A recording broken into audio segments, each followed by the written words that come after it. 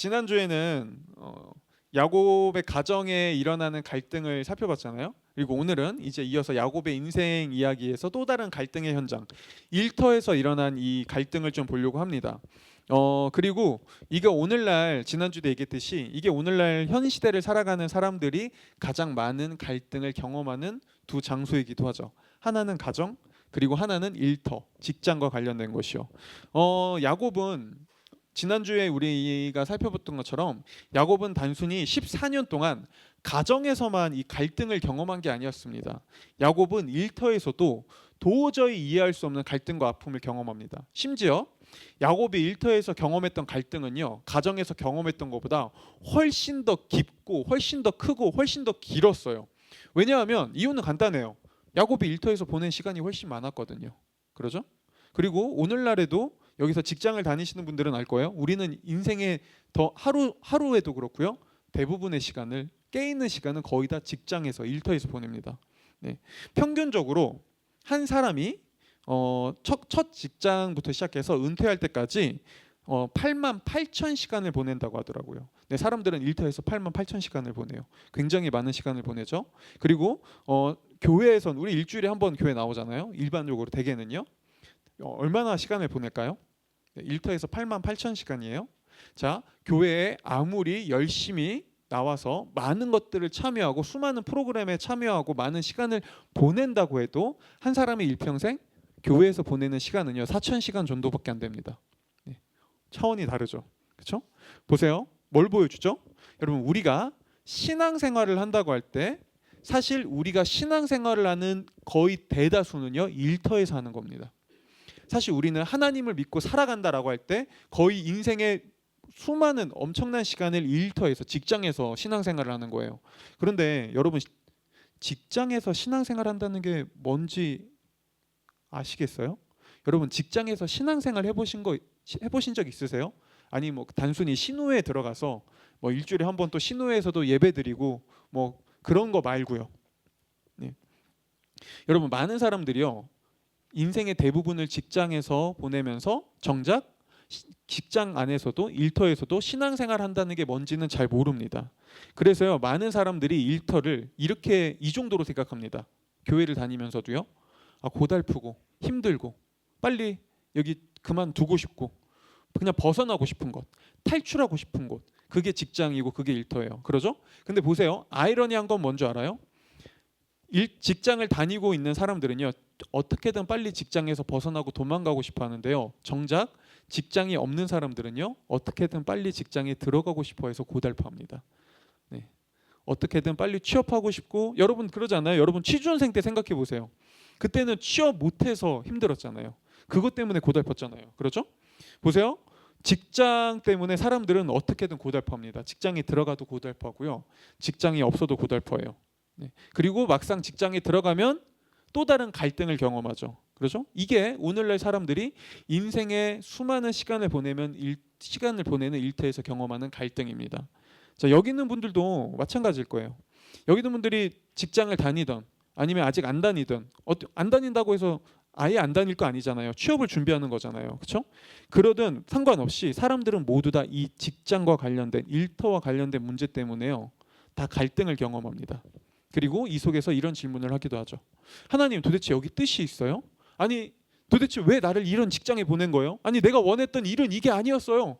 여기 정말 하나님 뜻이 있어요? 라고 질문하거나요. 아니면 취업 준비를 하는데 뭔가 잘 안 돼요. 뭔가 길이 잘 보이지 않아요. 하나님, 정말 여기에 뜻이 있어요? 정말 하나님 저를 보내시는 그런 길이 있는 건가요? 저에게 맞는 길이 정말 있긴 한 거예요? 라고 고민하죠. 자, 취업을 하지 못했던, 직장에 다니던 아직 직장에 다니지 않던, 그럼에도 불구하고 우리가 수없이 일과 관련해서 묻는 이 갈등, 이 질문, 여기에 정말 하나님의 뜻이 있어요? 하나님 여기 일하고 계시는 건가요? 거기에 정말 하나님이 일하고 계실까요? 거기도 정말 하나님의 뜻이 있긴 있는 걸까요? 아니 지금 내가 있는 이곳에, 일터뿐만 아니라 지금 내가 살아가는 일상의 자리에 하나님이 정말 일하고 계실까요? 오늘 성경은 네, 그렇습니다 라고 얘기합니다. 심지어요 때로는 내가 하고 있는 일이 내가 원하는 일이 아니고 내가 원해서 선택한 일도 아니고 나에게 맞는 일도 아니고 때로는 그 일에 그 어떤 의미도 보이지 않고 그 일에 어떤 그 하나님을 내가 여기서 하나님을 위해 일하고 있구나라는 그 어떤 생각도 들지 않는다 할지라도 성경은 거기서 하나님이 일하고 있다고 얘기합니다.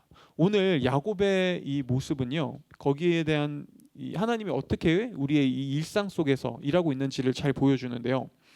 오늘 야곱은 무려 14년 동안 외삼촌의 집에서 일했어요. 물론 신부값을 내기 위해서 일했죠. 근데 아무리 그래도요, 생각해봐요. 라반의 입장에서 야곱은 이제 사위예요. 자신의 딸들을 부양하는 가장이에요. 아니 그러면 신부값으로 야곱이 일했다고 해도 아니 좀 챙겨줄만 하잖아요. 그래도 내 사위인데, 내 딸들을 책임지는 사람인데. 그런데 오늘 성경에 보면요, 오늘 우리가 다 읽진 않았지만 30장 31장 쭉 이야기를 보면요, 라반은 야곱에게 단 하나도 그 무엇도 챙겨주지 않습니다. 그는 정말 모든 걸 그냥 야곱의 노동력만 다 착취해 가요. 그리고 야곱은요, 여기에 완전 질려버립니다. 그래서 이제 14년이 딱 끝나자마자 야곱이 라반에게 찾아가 저 고향 돌아가겠습니다 라고 얘기합니다. 그러면서 그가 이렇게 얘기해요. 30장 29절 30절에서요, 제가 읽어드릴게요. 야곱이 그에게 말하였다. 제가 장인어른의 일을 어떻게 해드리고 장인어른의 가축대를 얼마나 잘 보살폈는지는 장인어른께서 잘 아십니다. 제가 여기에 오기 전에는 장인어른의 소유가 얼마 되지 않았으나 이제 때가 크게 불어났습니다.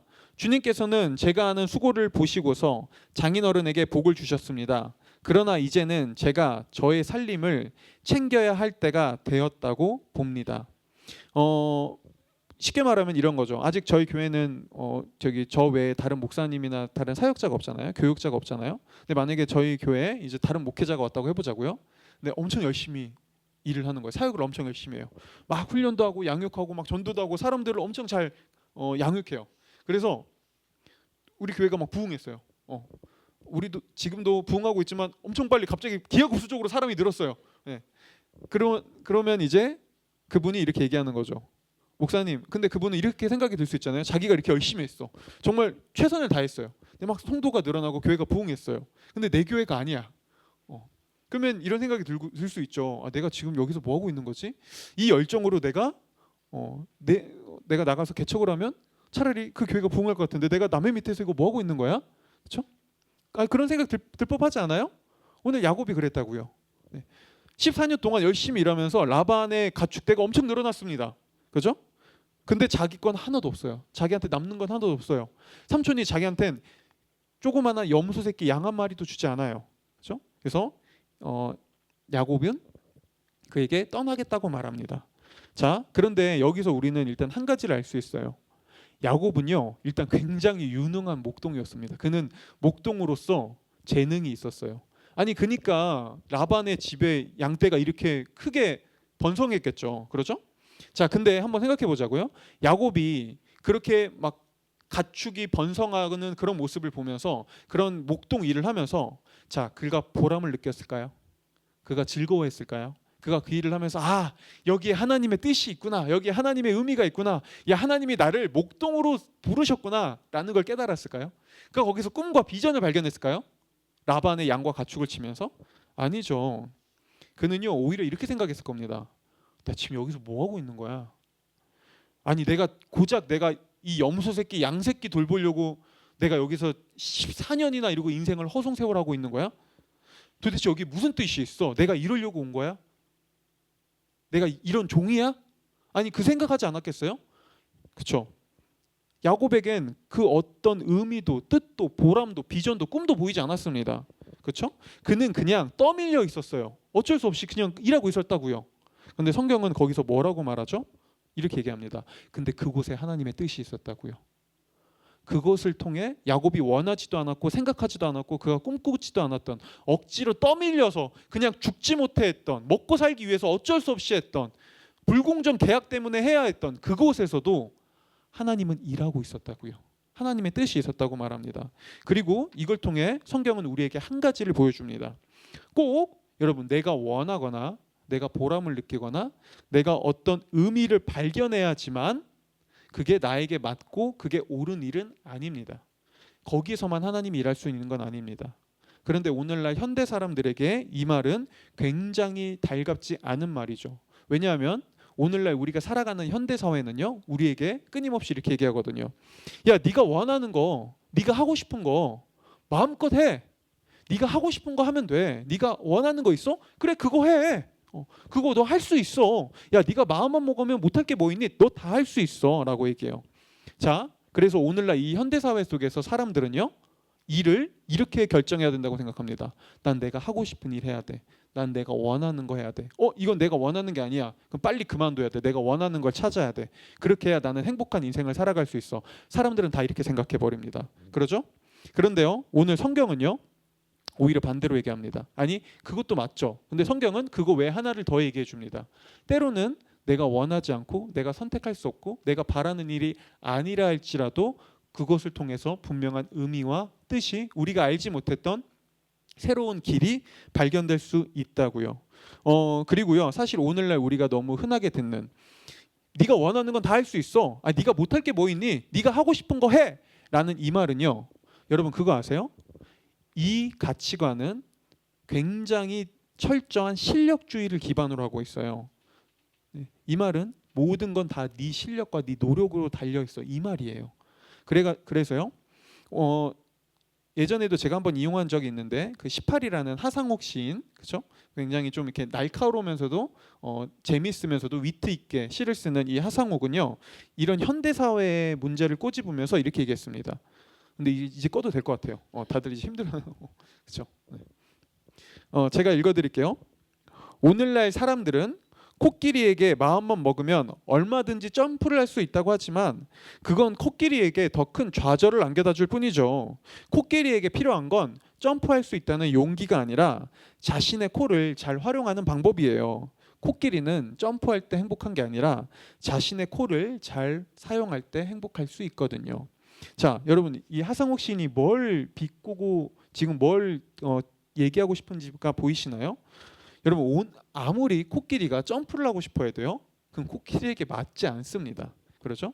근데 오늘날 우리가 살아가는 현대 사회는요, 점프하고 싶어하는 코끼리에게 이렇게 말한다는 거예요. 야, 그래, 코끼리야, 너도 점프할 수 있어. 너 점프하기 원해? 그럼 할 수 있어. 네가 못할 게 뭐 있니? 마음만 먹으면 너도 얼마든지 점프할 수 있는 그런 멋진 코끼리가 될 수 있어. 해, 뭐든지 해봐. 도전해 라고 얘기하는 거죠. 그래서 코끼리는요, 열심히 점프하려고 도전합니다. 막 노력해요. 안 되죠? 안 돼요. 자, 그러면 보통은 이렇게 얘기해야 될 거예요. 점프하려고 하는데 안 되네. 역시 그래, 난 점프보단 코를 활용해야지. 그래, 코를 사용하는 게 나에게 맞는 길이야 라고 얘기할까요? 아니요. 오늘날 현대 사회에서 코끼리들은 이제 이렇게 얘기하기 시작했습니다. 나는 아무리 노력해도 안 돼. 나는 머저리에, 나는 부족한 코끼리야. 내가 점프하지 못하는 건 결국엔 내가 실력과 노력이 부족해서야. 그래, 토끼처럼 점프도 못하는 내가 무슨 코끼리야. 나 같은 건 머저리 등신이지. 이렇게 생각한다고요. 그렇죠? 그리고요, 오늘날 이렇게 생각하는 코끼리를 향해 어느새 세상은 이렇게 얘기합니다. 맞아.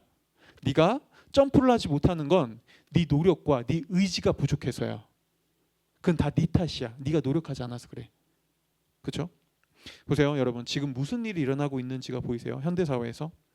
네가 노력하고 열심히만 하면 넌 뭐든지 할 수 있어라는 이 실력주의는요, 오히려 수많은 사람들을 더 좌절과 낭만과 무기력감에 빠뜨리게 합니다. 그리고요, 오히려 수많은 사람들에게 나에게 맞는 진짜 재능, 나에게 맞는 옷이 무엇인지를 찾기 어렵게 만들어 줍니다. 그래서 오늘날 사람들은요, 현대 사회에서요, 오늘날 사람들은요, 오히려 무엇인가를 잘 도전하려고 하거나 시도하려고 하지조차 않습니다. 왜요? 단순히 그냥 게을러서요? 아니요. 실패했을 때 이제 그 모든 실패의 책임을 내가 져야 되거든요. 넌 원하면 뭐든지 할 수 있어요 라는 이 말은, 만약에 네가 실패한다면 그건 결국엔 네 책임이야. 네가 열심히 하지 않아서 그래. 그래서 애시당초 그 말을 듣기 싫어서 시도조차 하지 않습니다. 그렇죠? 더 크게 실패하고 좌절할 일을 안 만들고 싶어 하는 것이죠. 하지만 여러분, 세상에서는요, 내가 원하지 않았지만 아니면 때로는 내가 무슨 일을 해야 할지 모르지만, 아니면 그냥 어떻게 상황에 이끌려서 먹고 살기 위해서 떠밀려서 일했는데, 거기서 내가 예전에 생각하지도 못했던 나만의 길과 재능과 거기서 어떤 놀라운 열매를 이루는 이야기들은요, 너무나 많습니다. 대표적으로 여러분들도 잘 알고 있는 미국의 유명한 토크쇼 MC죠. 오프라 윈프리라는 이 사람은요, 원래 꿈이 앵커였어요. 원래 오프라 윈프리의 꿈은 앵커였습니다. 그리고 그녀는 실제로 볼티모어의 한 작은 그 지역 방송국의 앵커가 돼요. 그리고 오프라 윈프리는 3달 만에 자신이 그토록 원했던 앵커에서 잘립니다. 무참하게요. 왜냐하면 우리가 잘 알다시피 TV 앵커는 감정을 조절하고 객관적 사실을 그냥 이렇게 기계처럼 얘기해야 되거든요. 근데 오프라 윈프리는 너무 감정적이었어요. 그녀는 너무 감성적이었어요. 뉴스를 전하면서 막 울먹거려요. 막 격양돼요. 그러니까 사람들이 야 무슨 앵커가 저래? 야 쟤는 왜 저렇게 감정이입하고 있어? 잘라. 3달 만에 오프라 윈프리는 잘립니다. 그리고 아무도 듣지 않는 시청률 가장 낮은 새벽 아침 방송 진행자로 들어가죠. 그리고 오프라 윈프리는 거기서 엄청난 진행 능력을 보여줍니다. 그녀가 앵커로서는 그렇게 하자로만 느껴졌던 그 감성적인 공감 능력이요, 토크쇼 진행자로는 너무나 맞는 옷이었던 거죠. 그래서 우리가 잘 알다시피 오프라 윈프리는 지금 세계적 토크쇼 진행자가 됐잖아요. 그러죠? 보세요 여러분. 물론 이거는 꼭 엄청난 성공에 대한 이야기지만, 이런 성공에 대한 이야기가 꼭 아니라 해도 내가 원했던 길이 아니었지만, 내가 선택했던 게 아니었지만, 원래 내가 꿈꾸던 게 아니었지만, 어쩌다 보니 내가 그곳에서 어떤 나만의 길을 발견하고 나만의 열매를 맺고 있다는 사람들의 이야기는요, 너무나 많아요. 그렇죠? 오늘 야곱도 마찬가지였다고요. 야곱은 생각해 보세요. 야곱이 목동 일을 하면서 야 이게 나의 재능이었어, 하나님이 날 목동으로 부르셨네, 이러면서 막 즐거워했을 것 같냐고요. 아니요. 그는 오히려 고약한 이 사장 밑에서 아주 고달프게 살면서 거기서 벗어나고 싶어 했어요. 여기에 그 어떤 뜻도 보이지 않았다고요. 하나님이 하나도 일하지 않는 것 같고 자기는 실패한 것처럼 느껴졌습니다. 그런데 이런 야곱이요, 훗날 이렇게 고백합니다. 그 시간 속에 사실 하나님이 나와 함께하고 있었고, 그곳에서 하나님이 자신에게 복을 주고 있었다고요. 하나님이 그 시간 속에서도 일하고 있었다고요. 그렇죠? 그리고 이 사실은요, 우리에게 두 번째 사실을 보여줍니다. 여러분, 제발 그냥 하세요. 뭘 할지 모르겠다면 그냥 아무거나 하세요. 이게 나에게 맞는지 모르겠어요. 네, 그냥 그거 하세요.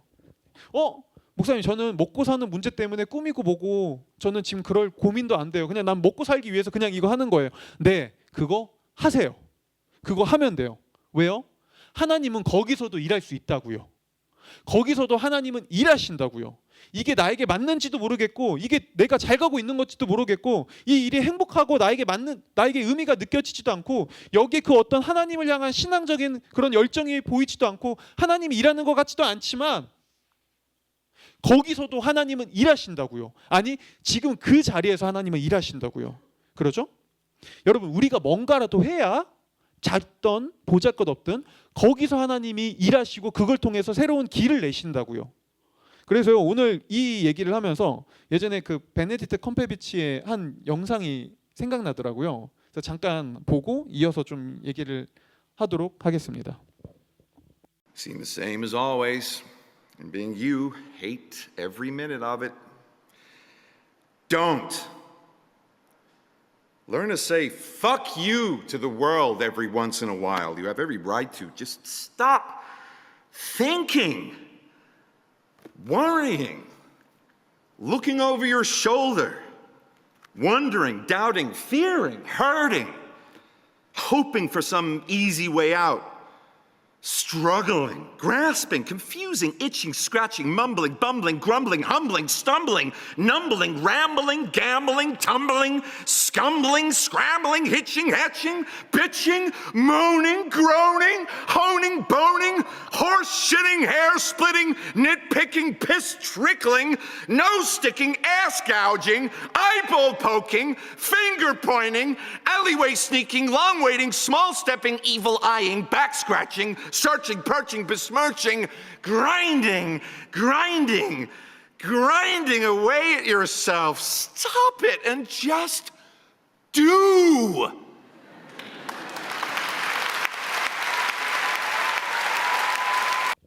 여러분도 한 번쯤 봤을 텐데 사실 이 영상 뒤에 보면요, 베네딕트 컴페비치는 그냥 해야 하는 이유 중에 하나로 앞서 얘기했던 이 현대 세계관을 얘기합니다. 너는 뭐든 할 수 있어. 너에겐 능력이 있어. 너는 뭐든지 할 수 있는 능력과 힘이 있어. 그러니 그냥 해라고 얘기해요. 그런데 우리는 아까 살펴봤죠. 이 말에는 분명히 한계가 있습니다. 그렇죠? 뭔가 해도 안 되는 경우가, 아무것도 이루어지지 않는 것처럼 보이는 경우가 있습니다. 베네딕트 컴페비치 정도 되니까 얘기하는 거지, 제가 얘기하면 아무도 어차피 네가 뭔데 그럴 거예요. 그렇죠? 보세요, 여러분. 맞아요.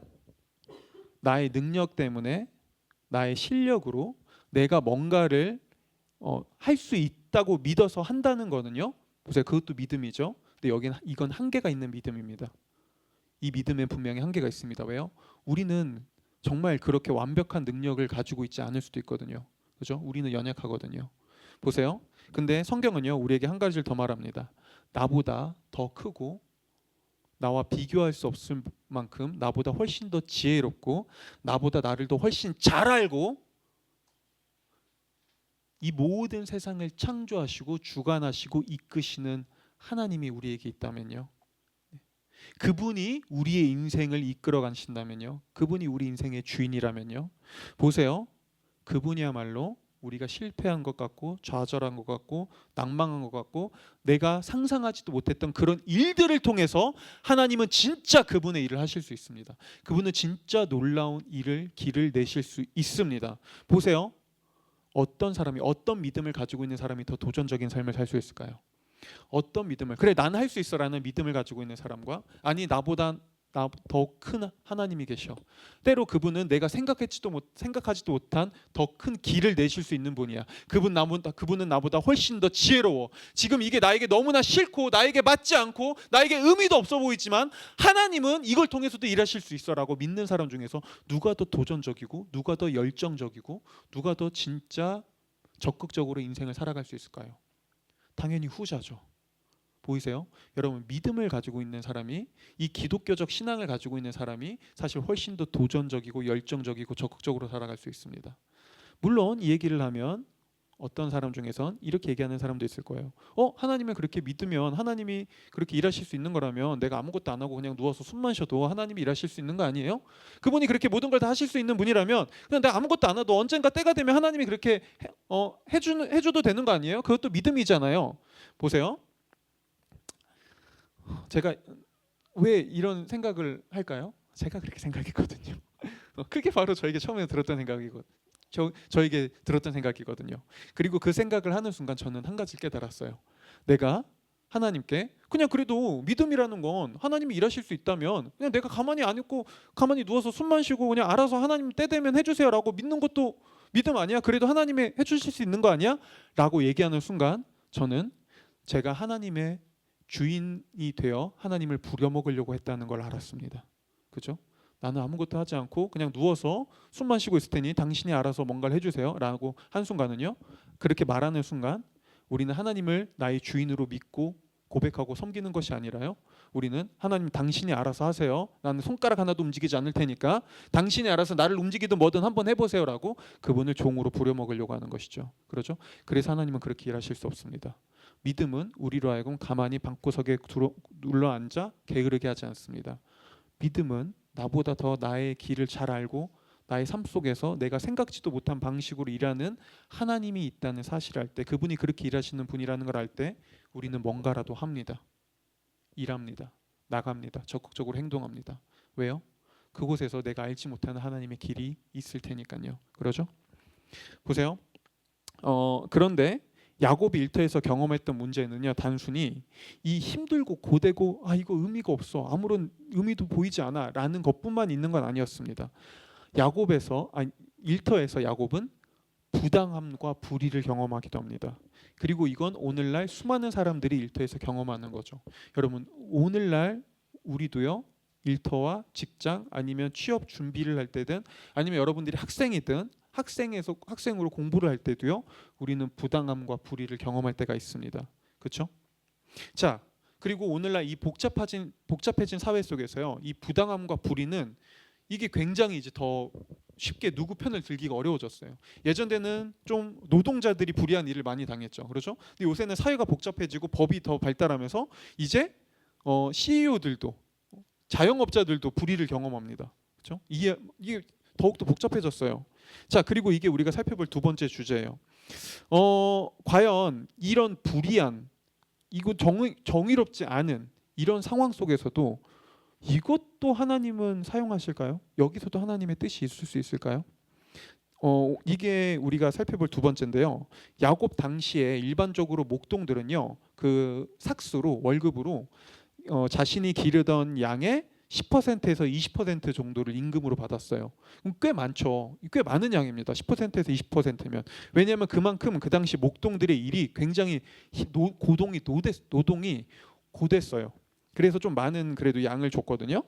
그러니까 오늘 야곱은 오늘 야곱이 라반에게 저 떠날게요라고 할 때 라반이 야곱을 붙잡으려고 연봉 협상을 제안해요. 네. 왜냐하면 가장 쉬운 방법이잖아요. 유능한 직원이 있어요. 네. 막 회사에서 일을 열심히 해요. 근데 간대요. 그럼 뭐 해야 돼요? 붙잡으려면 연봉 협상 제안해야죠. 그렇죠? 야곱이 연봉 협상을 제안합니다. 그리고요, 이때 라반이 연봉 협상을 제안할 때 야곱은 최대 20%까지 요구할 수 있었어요. 그럼 저에게 20% 주세요라고요.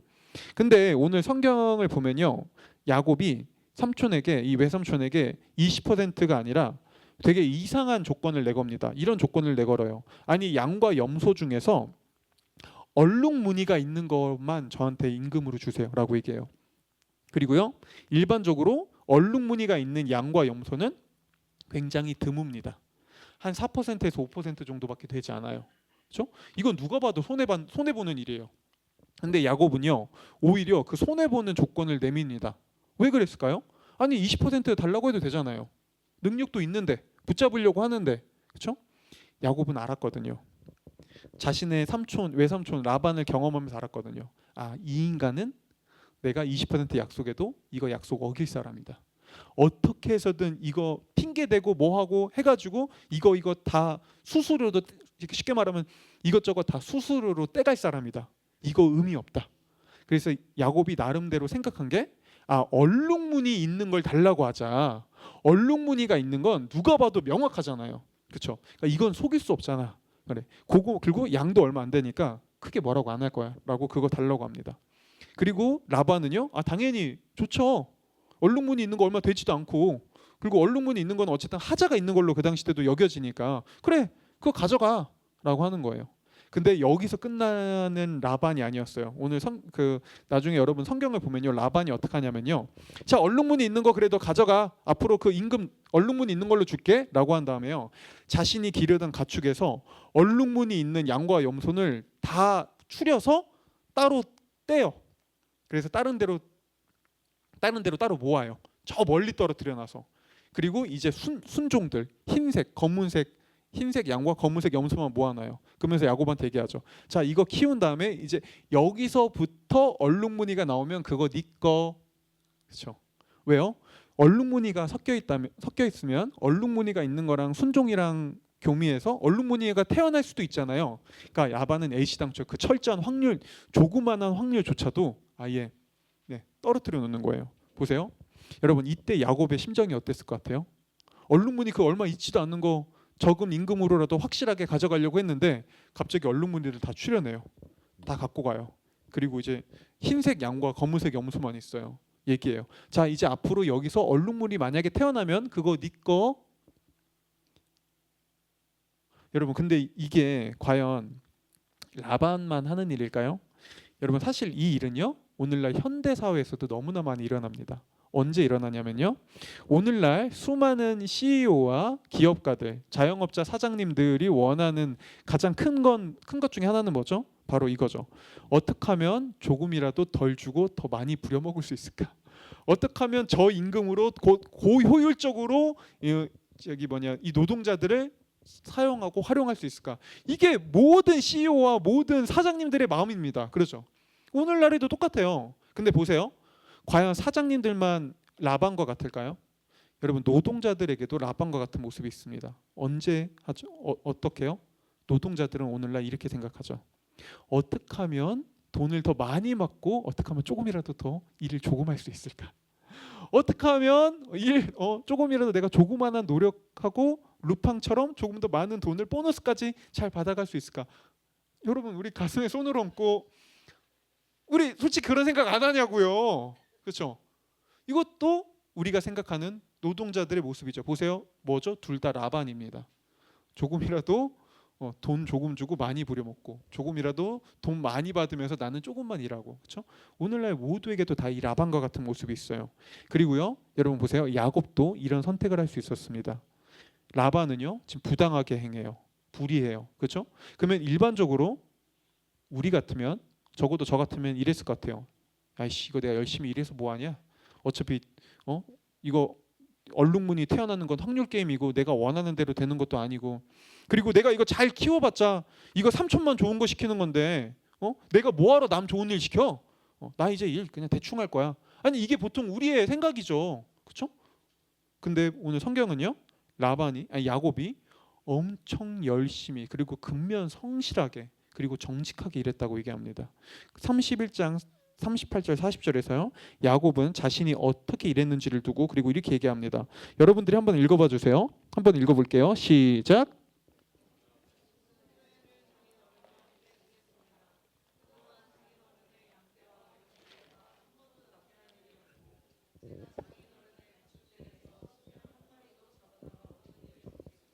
들짐승에게 찢긴 놈은 제가 장인어른께 가져가지 않고 제 것으로 그것을 보충하여 드렸습니다. 낮에 도적을 맞든지 밤에 도적을 맞든지 하면 장인어른께서는 저더러 그것을 물어내라고 하셨습니다. 낮에는 밤에는 추위에 떨면서 눈 붙일 겨를도 없이 지낸 것 이것이 바로 저의 형편이었습니다. 그렇죠? 여러분 원래 이 당시에요. 들짐승이 만약에 이 양과 염소를 사로 잡아먹잖아요. 그러면은 노동자는 이거를 갚지 않아도 됐습니다. 왜냐하면 그거는 들짐승을 어떻게 막아요? 목숨 걸어야 되는 거잖아요. 그러니까 그건 불가피한 일로 인정해 줬어요. 그건 그냥 어쩔 수 없는 운이 나빴을 뿐 책임을 노동자에게 묻지 않았어요. 목동에게요. 근데 오늘 라반은요 야곱에게 책임 다 묻습니다. 그에게 모든 책임을 다 물어요. 조금만 일이 있으면 그에게 모든 책임을 다 물어요. 그가 다 갚으라고요. 그러죠? 보세요. 엄청 불의한 일을 그는 경험했어요. 자, 이런 상황에서 앞서 말했듯 야곱 태업해도 돼요. 나 일 안 해. 대충 할 거야. 그렇죠? 근데 오늘 성경을 보면 야곱이 뭐라고 하죠? 눈코 뜰 새 없이 정직하게 일했다고 해요. 그리고 여러분 우리가 지금 6주 정도 계속 야곱을 살펴보고 있지만요. 이 야곱의 모습은 굉장히 낯섭니다. 원래 야곱은요. 약삭 빠르고 계산적이고 그는 조금이라도 더 효율성을 따지는 사람이었죠. 자기가 조금이라도 편하기 위해 끊임없이 꾀를 쓰는 사람이었습니다. 그렇죠? 근데 오늘 야곱은요. 변해 있었습니다. 그는 정직하고 성실해져 있었어요. 왜요? 왜 야곱이 이렇게 변해 있을까요? 무엇이 야곱을 이렇게 변하게 했을까요? 가장 먼저 첫 번째는요. 야곱은 자신이 꾀를 썼을 때 그 꾀가 자신에게 얼마나 큰 피해로 돌아오는지를 알았거든요. 잠깐은 눈속임하고 아웅하는 게 잠깐은 좋았을지 모르지만 그게 자신에게 그리고 다른 사람들에게 얼마나 큰 피해와 큰 나쁜 영향을 미치는지 야곱은 자신이 직접 라반을 통해 경험했거든요. 그래서 야곱은요 더 이상 그렇게 하지 않기로 합니다. 네. 그리고 야곱은 또 한 가지 사실을 깨달아요. 14년 동안 우리가 지난주에 살펴봤듯이 야곱이 가정에서 갈등을 경험하잖아요. 이해할 수 없었어요. 그 갈등을요. 근데 야곱이 14년이 지난 다음에 뭘 깨닫죠? 하나님이 이 갈등 속에서도 일하고 있었고 이 갈등 속에서 나에게 많은 자녀를 주면서 우리를 번성하게 하셨구나 라는 걸 야곱이 깨달아요. 그렇죠? 그가 뭘 알았죠? 자기 눈에 옳아 보이지 않고 이해되지 않고 선해 보이지 않은 상황 속에서도 하나님은 일하고 있다는 걸 알았어요. 그렇죠? 그리고 이 사실은요. 이 믿음은 야곱으로 하여금 성실하게 일하게 합니다. 그럼에도 불구하고 정직하게 일하게 합니다. 자, 그렇다고 야곱이 완벽한 건 아니었습니다. 하지만 생각해 보세요. 근데 그래도 자기가 정직하게 일해요. 열심히 하기로 했어요. 그래도 내가 정직하게 하자. 근데 문제는 상황은 어떻죠? 자기가 정직하게 하려고 했더니 오히려 더 이용당해요. 오히려 지금 정직하게 일해봤자 좋은 게 나올 수가 없어요. 얼룩무늬 있는 양과 염소가 나오지 않을 것만 같아요. 그리고 이때 야곱은 다른 방식을 채택하죠. 세상에서 떠도는 소문과 기술을 채택합니다. 네, 그러니까 편법은 아니고 불법도 아니지만 세상에서 흔히 얘기하는 그런 좋은 기술들, 세상의 소문들, 세상에서 말하는 방식을 채택해요. 그래서 야곱은 어떻게 하냐면요. 성경에 보면은 특정한 나무의 껍질을 벗깁니다. 껍질을 벗기면 속살은 나무 흰 속살이 나오잖아요. 거기 얼룩 무늬를 이렇게 칠해요. 네. 그리고 그 양과 염소가 교미할 때 짝짓기 할 때 그 얼룩 무늬 어떤 특정 나무의 껍질을 벗긴 얼룩 무늬를 보게 해요. 왜냐하면 그 당시 그런 소문이 사람들 사이에서 났던 거예요. 야, 자기가 봤는데 무슨 속살 껍데기가 벗겨진 껍질이 벗겨진 나무 속살에 어떤 양과 염소가 그거 보면서 교미를 했는데 우연히 보니까 얼룩무늬들이 나오더라 라는 이제 말도 안 되는 소문이 돈 거죠. 그래서 야곱이 그 소문을 듣고 야, 내가 그래 이건 불법도 아니고 편법도 아니고 이 정도면 이건 기술이지. 뭐 사람들이 그렇다는데 야, 이거 되지 않을까? 라고 해서 그걸 해요. 근데 놀라운 사실은 뭔지 알아요? 그때마다 얼룩무늬 있는 양과 염소가 태어납니다. 네. 그리고요. 야곱은 그때 그걸 통해 굉장히 번성하기 시작해요. 자, 보세요. 여러분, 야곱이 그런 얼룩무늬 있는 염소와 양이 태어난 게 그게 진짜 어떤 과학 기술 때문이었을까요? 진짜 그게 지금 알고 보니 과학적으로 증명해 보니 최첨단 어떤 우리가 알지 못했던 유전적인 어떤 영향이 있었던 걸까요? 아니요. 훗날 야곱은요. 자신에게 어떻게 이런 기적 같은 일이 일어났었는지를 두고 이렇게 얘기합니다. 제가 읽어드릴게요. 31장 7절 9절에서요. 그러나 장인어른께서는 나에게 주실 품삯을 10번이나 바꿔치면서 지금까지 나를 속이셨소. 그런데 하나님은 장인어른이 나를 해치지는 못하게 하셨소. 장인어른께서 나더러 점 있는 것들이 자네 품삯이 될 걸세 하면 가축대가 모두 점 있는 새끼를 낳았고 줄무늬 있는 것이 자네의 품삯이 될 걸세 하면 가축대가 모두 줄무늬 있는 새끼를 낳았소. 하나님은 이렇게 장인어른의 가축대를 빼앗아서 나에게 주셨소라고요. 여러분, 이거는요 이런 말이에요. 분명히 라반이 얼룩무늬 있는 염소를 다 출연했어요. 없어요. 근데 이상하게 야곱이 양과 염소를 돌보는데 얼룩무늬 있는 것들이 많이 태어나는 거예요. 계속 얼룩무늬 있는 것들이 더 많이 태어나는 거죠. 그러니까 라반이 이상하게 생각할 거 아니에요. 처음에 감시했겠죠. 근데 아니 보니까 분명히 무슨 사기를 치거나 거짓말을 치진 않아요. 그럴 수도 없어요. 그리고 여기서 라반은 다시 한번 라반다운 짓을 합니다. 이렇게 하죠. 야, 야곱아, 보니까 우리가 얼룩무늬 있는 거를 내가 너한테 임금으로 주기로 했는데 야, 얼룩무늬의 정의가 뭐야? 야, 우리 어느 정도가 얼룩무늬니? 우리가 생각해보니까 그거 안 정했어. 그러면서 얘기하는 거지. 야, 점이 있는 걸 얼룩무늬나 자, 줄무늬는 아니야. 야, 보니까 점이 얼룩이지. 어떻게 줄무늬가 그건 얼룩말이지. 예를 들면 얼룩말은 몰랐겠죠. 그러니까 예를 들면 야, 얼룩무늬는 아니야. 점박이로만 하자. 그럼 점박이로 정한 거예요. 그렇죠? 근데 그때부터는 또 이상하게 점박이만 태어나요. 네. 그러면 야곱이 얘기하는 거죠. 야, 점박이 아니었다. 내가 보니까 역시 얼룩무늬인데 얼룩이야. 얼룩이로 하자. 줄무늬로 하자. 그럼 이제 줄무늬 있는 것만 태어나는 거예요. 자, 보세요. 이런 일이 성경에 보면 야곱이 10번이 넘게 반복됐다고 얘기합니다. 자, 야곱이 이런 걸 경험하면서 이렇게 생각했을까요? 나 어쩌면 꽤나 능력 있는 목동일지도 이랬을까요? 아니죠. 처음에는 그도 뭔가 이거 기술이 진짜 먹힌다. 세상에서 떠도는 소문이 진짜였네라고 했겠죠. 근데 그때마다 10번이나 바뀌는데 10번마다 이게 먹혀요. 야곱은 이렇게 생각했을 거예요. 이거 아니야. 이게 어떻게 가능하지? 그러면서 야곱은 점점 알게 됩니다. 아, 지금 이건 하나님의 은혜구나. 하나님이 나에게 나의 이 부당함과 나의 이 억울함을 아시고 나에게 지금 이걸 갚아주고 계시는구나라고 야곱은 나중에 깨닫기 시작합니다. 그러죠? 그리고요, 바로 이게 오늘날에도 우리가 세상에서 경험하는 수많은 방식입니다. 보세요, 여러분, 원래 예전의 야곱은요, 자신이 원하는 걸 얻기 위해 사기치고 속였습니다. 그는 살아남기 위해서 수단과 방법을 가리지 않았습니다. 그러죠? 그리고 이게 오늘날 우리가 살아가는 세상에서 사람들이 쉽게 채택하는 첫 번째 방식이죠. 지난주에 제가 군대 있을 때 제 얘기도 드렸지만 사람들은 이 혹독한 세상에서 경쟁 사회에서 살아남기 위해 수단과 방법을 가리지 않습니다. 적당히 편법과 적당히 불법과 적당히 악용합니다. 그렇죠? 그리고 여기에서 이용당하지 않기 위해 또 힘이 없는 사람들도 거기에 맞서 비슷한 편법과 그런 방식을 채택합니다. 네. 이게 첫 번째죠. 두 번째로요. 근데도 그럼에도 불구하고 이런 사회 속에서요.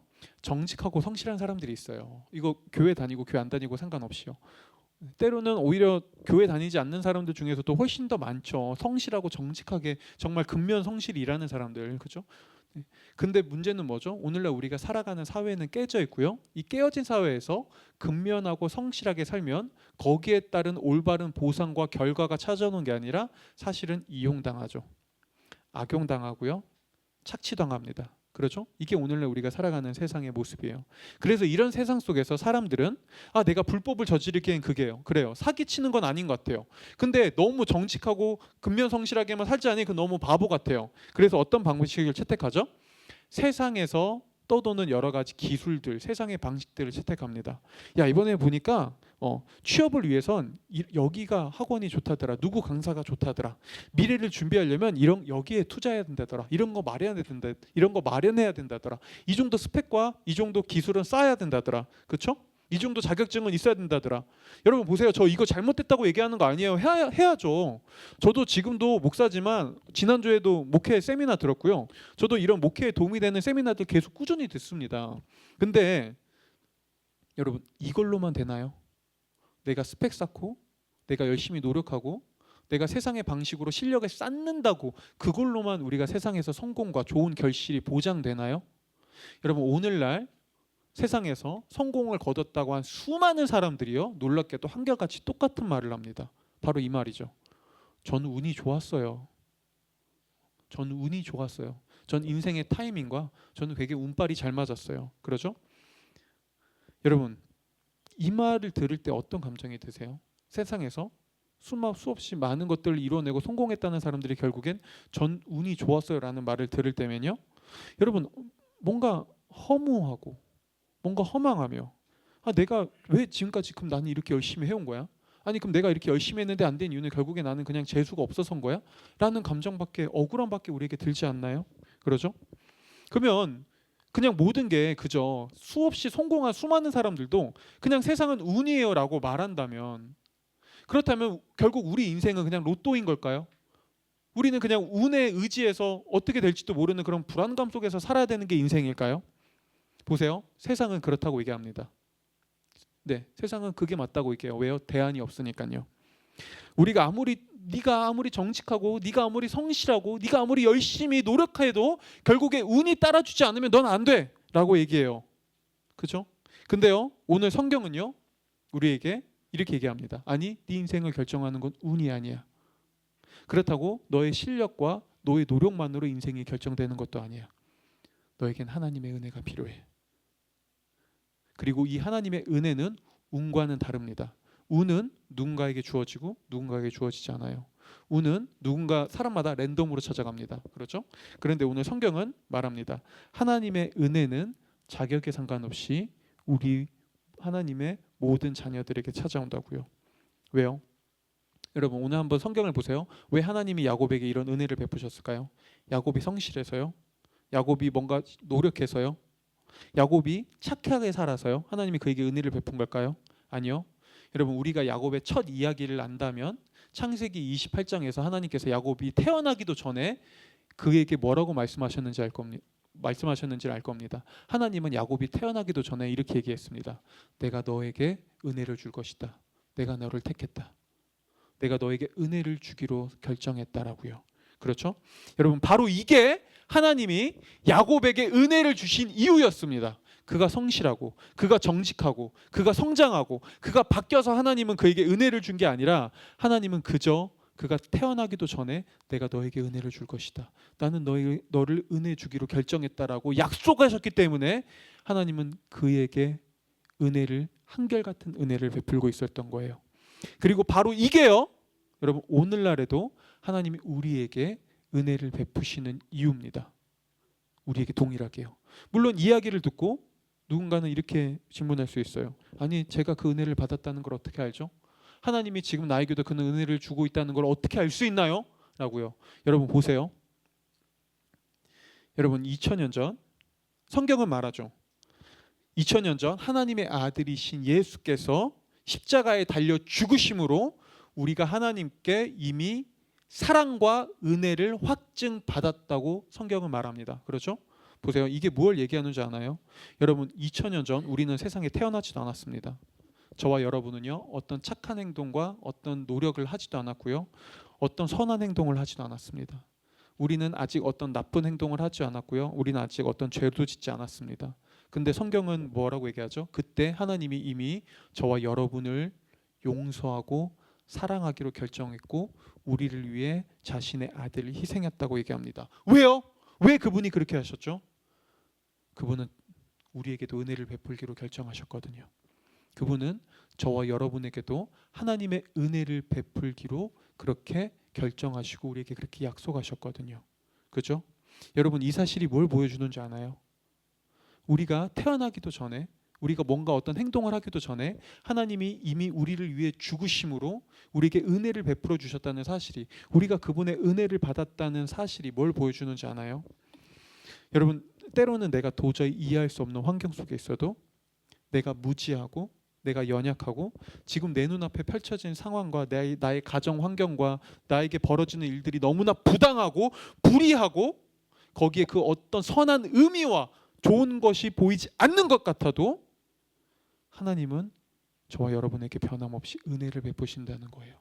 그 모든 상황들을 통해서 그분은 하나님의 은혜를 우리에게 줄 수 있고 주고 계신다는 겁니다. 하나님은 지금 여기에 정말 하나님의 뜻이 있나요? 여기서도 하나님이 정말 일하시나요? 네, 하나님은 거기서 일하십니다. 왜요? 은혜로요. 하나님은 우리에게 은혜를 부어주기로 선택하시고 우리를 그분의 자녀로 삼기로 결정하셨거든요. 그분의 은혜로요. 그러죠. 그래서 그분은 우리를 포기하지 않습니다. 부정하고 불의하고 때로는 나의 못나고 연약하고 부도덕적이고 내가 선택할 수 없었던 그런 상황과 환경 속에서도 하나님은 우리를 가장 궁극적으로 선한 길로 이끄십니다. 왜요? 그분이 우리에게 은혜를 베풀기로 우리에게 결정하셨으니까요. 자, 마지막으로 아주 짧게 우리에게 이 하나님의 은혜가 있을 때 우리는 어떻게 살아갈 수 있을까요? 먼저 첫 번째는요, 여러분 우리는 어디서든 진짜 정직하고 성실하게 살아갑니다. 그러죠? 더 이상 나의 열심과 나의 열정과 내가 세상에서 손해보지 않기 위해 편법을 부릴 필요가 없습니다. 왜요? 우리 인생을 결정하는 건 하나님의 은혜니까요. 그분이 결국에는 우리에게 은혜를 베풀어 주실 거니까요. 그러죠? 이 사실은 우리로 하여금 그 어떤 상황과 그 어떤 부당함 속에서도 놀랍도록 성실하고 놀랍도록 정직하게 살 수 있게 해줍니다. 두 번째로요, 우리에게 이런 하나님의 은혜가 있을 때 우리는요 겸손해집니다. 왜요? 우리가 지금 이렇게 때로는 우리 일이 잘 풀리고 우리가 다른 사람보다 조금 더 나은 환경을 가지고 있고 때로는 내가 열심히 노력한 거에 대한 좋은 결과를 얻은 것도 결국엔 하나님의 은혜거든요. 결국엔 하나님께서 우리에게 은혜를 주셔서 우리가 지금 이 상황에 이를 수 있던 거거든요. 그렇죠? 그리고 이 하나님의 은혜를 안 사람은요 겸손할 뿐만 아니라 다른 사람에게도 은혜를 베풀 수 있습니다. 왜요? 은혜를 받는다는 게 얼마나 중요하고 그게 얼마나 우리에게 인생의 큰 힘인지를 경험했으니까요. 그렇죠? 값없이 은혜를 받는다는 게 무엇인지를 알았으니까요. 그래서 그 사람은 다른 사람들에게 기꺼이 은혜를 베풀면서 우월감이나 교만하지 않고 겸손하게 섬깁니다. 마지막 세 번째로요, 하나님의 은혜가 있다는 사실을 알 때 우리는 담대해집니다. 여러분 내 인생이 나의 실력이나 나의 노력이나 아니면 내가 어떻게 할 수 없는 운에 따라 좌지우지된다고 생각할 때 여러분 우리는 진짜 담대할 수 없습니다. 우리는 모든 결정 하나하나마다 불안해할 거예요. 그렇죠? 그러다가 뭔가 내가 원하는 대로 되지 않으면 불행하게 느껴질 겁니다. 때로는 내가 열심히 노력했는데도 내가 원하는 결과가 이루어지지 않을 때 나는 재수 없어. 역시 나는 운도 안 따라줘. 나는 잘못 태어나서라고 생각하면서 자신의 인생을 한탄하고 엄청난 좌절과 낭망에 빠지겠죠. 그러죠? 근데 우리 인생에 나를 책임져 줄 수 있는 나보다 더 큰 존재가 있다면요. 심지어 자신의 아들을 희생하면서까지 우리를 가장 선하고 좋은 길로 이끌어주고 우리에게 은혜를 베풀기 원하는 그런 하나님이 있다면요, 그런 하나님이, 성경이 말하는 하나님이 그런 분이라면요, 보세요, 우리는요 진짜 담대해집니다. 진짜 도전적이게 됩니다. 진짜 적극적으로 인생을 살아갑니다. 때로는 지금 내가 하고 있는 일이 마음에 들지 않고 여기에 그 어떤 의미도 느껴지지 않고 지금 나의 삶이 질이 멸렬해 보인다 할지라도 하나님이 나에게 은혜를 베푸시고 나에게 은혜를 베푸시는 하나님이 있다는 사실을 알 때 우리는 담대하게 더욱더 무엇인가를 그저 하게 됩니다. 인내하게 됩니다. 왜요? 그곳에서 하나님이 일하실 거니까요. 일하고 있으니까요. 그리고 언젠가 내가 도저히 알지 못했던 새로운 일을 그분이 보게 하실 거니까요. 그러죠? 네, 지금도 하나님은 그렇게 우리에게 일하고 있습니다. 말씀을 마치겠습니다. 여러분 어떠세요? 여러분 인생에 필요한 건 운인가요? 아니면 그 운과 비교할 수 없는 더 큰 하나님의 은혜인가요? 여러분이 나로 하여금 참된 인생을 살기 위해서 나에게 진짜 필요한 건 무엇인가요? 여러분, 우리에게는요 실력과 노력과 우리의 수많은 도전도 필요하지만 그걸 뛰어넘을 수 있는 진짜 은혜가 필요합니다. 어떻게 그 은혜를 경험할 수 있냐고요? 여러분 그냥 그분 앞으로 나가세요. 그리고 그저 이렇게 간구하십시오. 하나님, 저에게 당신의 은혜가 필요합니다. 저에게 당신의 은혜가 필요합니다. 저에게 당신의 은혜를 베풀어 주소서. 저의 주인이 되어 주소서라고요. 그분이 기꺼이 그 은혜의 하나님이 우리에게 그 놀라운 은혜를 부어 주실 겁니다. 기도하겠습니다.